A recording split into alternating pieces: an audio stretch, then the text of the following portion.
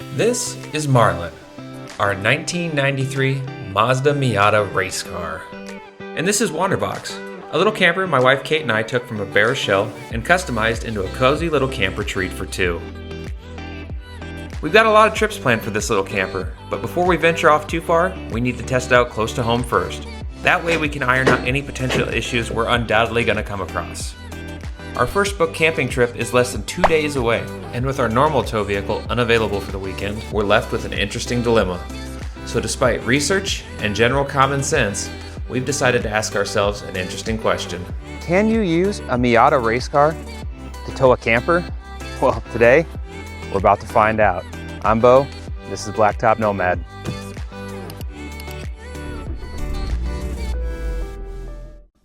The plan is simple. We need to install ways to connect our hitch, safety chains, and trailer lights to our Miata. So I've gathered a bunch of different parts that we can use in conjunction with our hard dog hideaway hitch that's already been bolted up to the frame rails. First up is a set of heavy-duty quick links that will give our safety chains something to connect to. Up next, we connected the bottom half of the receiver and the ball hitch to complete the tow package. I lastly grabbed the wiring kit and got it wired into the Miata's taillights. Easy part done, we now had to see if the little car could even handle the weight.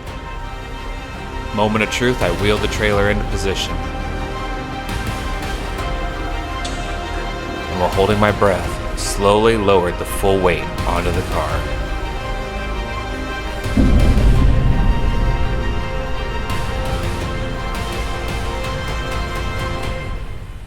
All right, good news. Surprisingly, it's not squatted that much. I still got about 2 fingers worth of space between where we bottom out on the fender, and that's about where we were before. I think it's the fact that these shocks are meant for racing, so they're rigid. So I guess we'll find out if this is gonna work or not. My only concern at this point is the car's ability to handle the overall weight. While WanderBox is relatively light, coming in at around 250 pounds, and the trailer itself coming in at roughly 450, a quick look at our owner's manual didn't seem very promising. Even loaded with gear, a total weight of say 850 pounds, it was still far greater than Mazda's rating of 0. But I'm choosing to go ahead anyway, because like the front of the manual says, it just feels right. So throwing caution to the wind, I inched the Miata out into the sunlight for the very first time.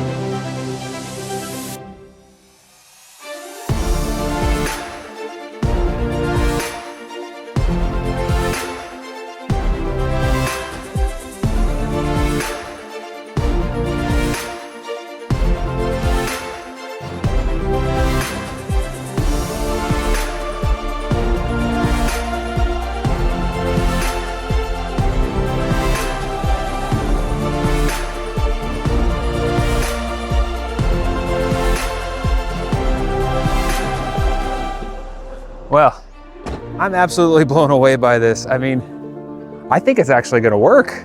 Just look at this, you know? I gotta say, seeing this car with that camper, it's bringing a certain children's show to mind right now. Maybe I'm reaching, I don't know. Trailer locked and loaded, we had to hurry. We were only a few hours away from our site check-in time, so I loaded up the trunk of the Miata. Kate filled a tote full of firewood, including some leftover pieces from the camper crate. I latched the lid and shoved it all into the camper. Quick double check of the tie downs, and we were ready to hit the road. Here we go, WanderBox is hooked up, and this is probably not wisely, but it's our first test. So we're going camping. We'll see how this goes.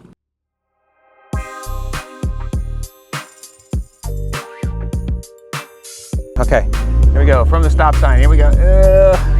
I don't think the clutch likes that, but here we go. We're moving, it's moving it. We're moving.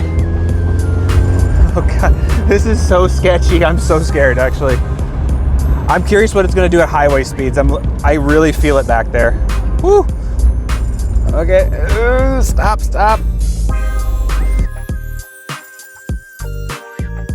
The highway town was a little sketchy. We're getting a lot of people looking at us. Oh, here we go. Ride the clutch a little bit. Ooh, okay. okay, here we go. Very slow. We're getting there. It's slowly getting there. Oh, that's 30. We have significantly hampered our little car's performance and abilities here. Significantly hampered it. 5th gear. Swim, little donkey. Swim.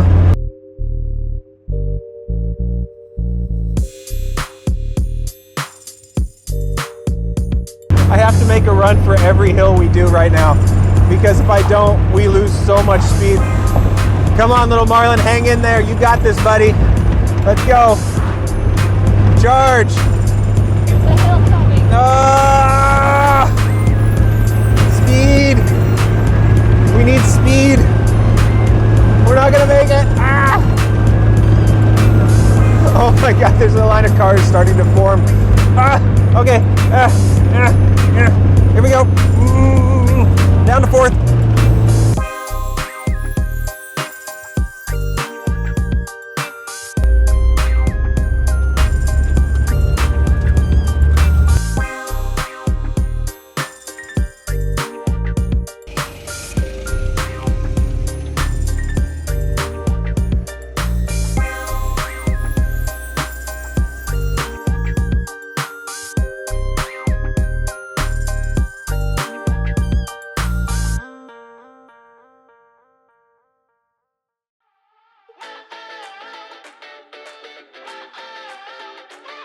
That was a little touch and go for a little bit, but we're here, we're at camp. Now it's time to get everything set up and get everything the way we want it to, but whew, I need to relax for a minute. That was a little touch and go. You made it though. Yeah, my nerves are a little shot. Nerves aside, it was time to get set up. So we got to work getting the site all ready to enjoy for the day.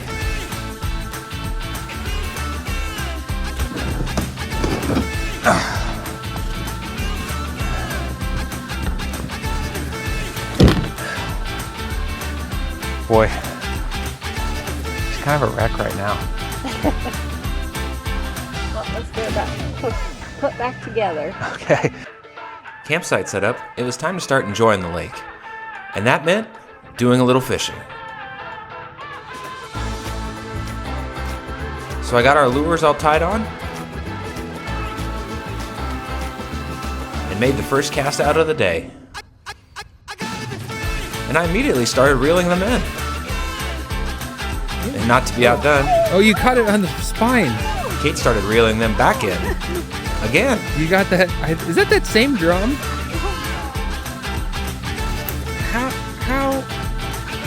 How did you see it? Real quick. Oh no. You get it out? Yeah. Oh, Okay. I'm not kissing this one. okay. You. Fishing was fun, but we were starting to get really snacky. So we got the fire going to cook some hot dogs, which we may have burned and dropped 1 or 2 in the fire. So I tried my luck with a little fruit, which ended up tasting like fish because the smell was now embedded in my hands. So dinner ended up being a fail. But we had plenty of snacks, so I was about to get really creative. Introducing the double stuffed Oreo, the S'moreo, and what I have now dubbed as the Smona. Stomachs now crammed full of junk, we relaxed by the fire to watch the sunset.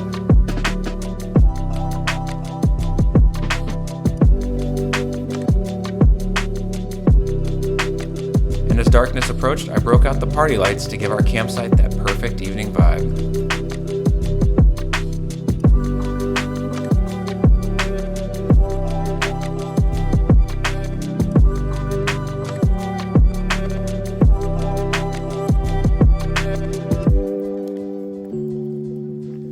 We spent the rest of the evening just sitting by the fire, enjoying the warmth and the lights until the last of the wood started to die out. From there, it was off into the camper for a little late night movie before we both started drifting off to sleep.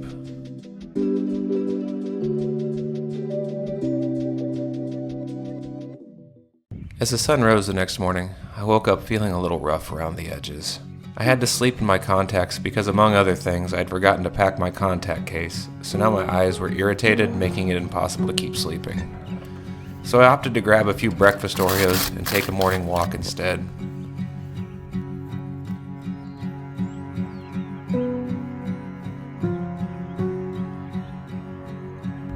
Still has to be the cutest camping setup of all time.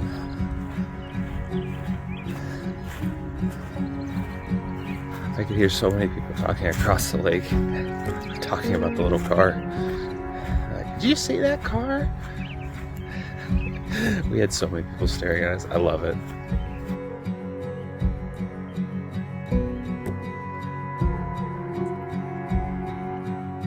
Morning, sunshine. Once Kate finally woke up, we took inventory of everything else we'd forgotten to bring. So we definitely discovered a few things last night.